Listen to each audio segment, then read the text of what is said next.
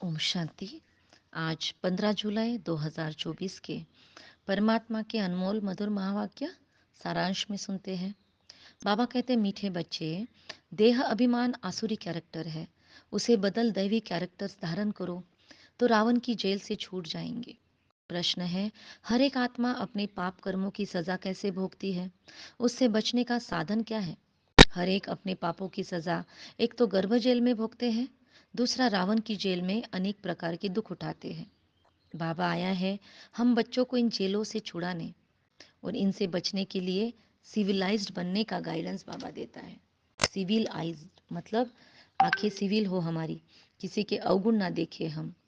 और गर्भ जेल में सजाएं भोगते हैं, अनेक प्रकार के दुख भी उठाते हैं।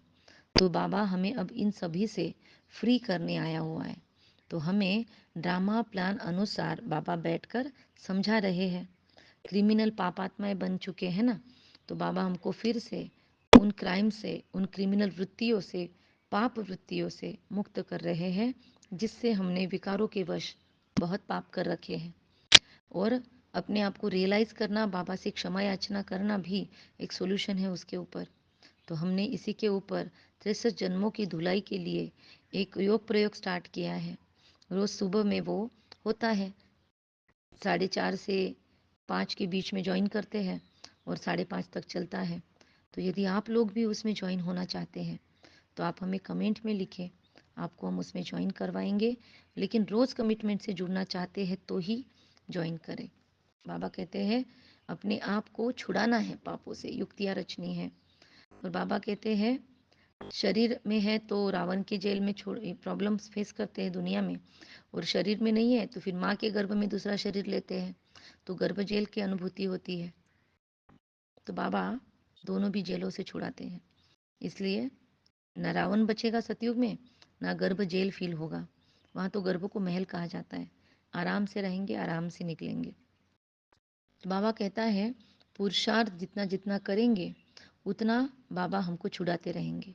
बाबा तो हर एक को छुड़ा सकता है चुटकी में, लेकिन पुरुषार्थ भी तो महत्वपूर्ण है, मायने रखता है। तो बाबा कहता है खुद का पुरुषार्थ कितना है उस पर फोकस करो।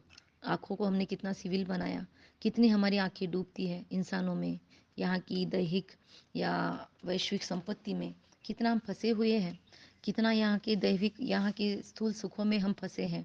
तो बाबा कहते फिर ही भूतों की प्रवेशता होगी, आँखें खराब है तो। देह का अहंकार आने से भूतों की प्रवेशता होती है, लेकिन जब लक्ष्मी नारायण जैसा डिवाइन क्वालिटी का हम बन जाएंगे, 100% क्रिमिनल से 100% वाइसलेस या सिविल बन जाएंगे, सुधरते जाएंगे, तो रावण की कड़ियाँ रस्सियाँ जो भी हैं वो सब समाप्त हो जानी है।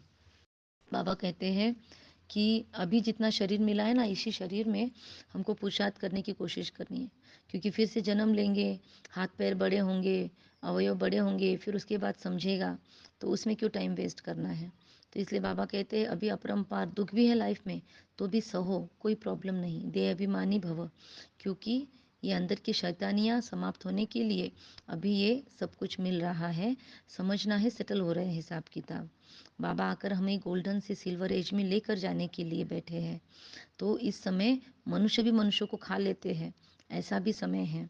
कुछ ऐसी कंट्रीज़ हैं जहाँ पे ताज़ा ताज़ा बच्चे को बेच करके खा रहे हैं।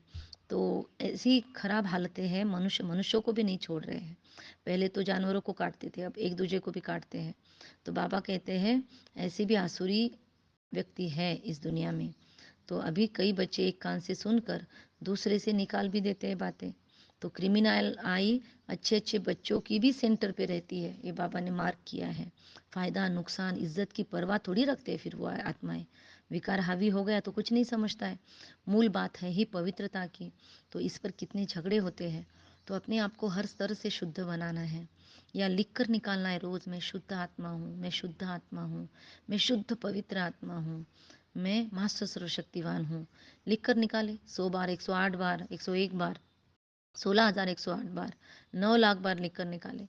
बाबा कहते हैं कि काम महाशत्रु है, इन पर जीत पहनो तभी जगत जीत बनेंगे।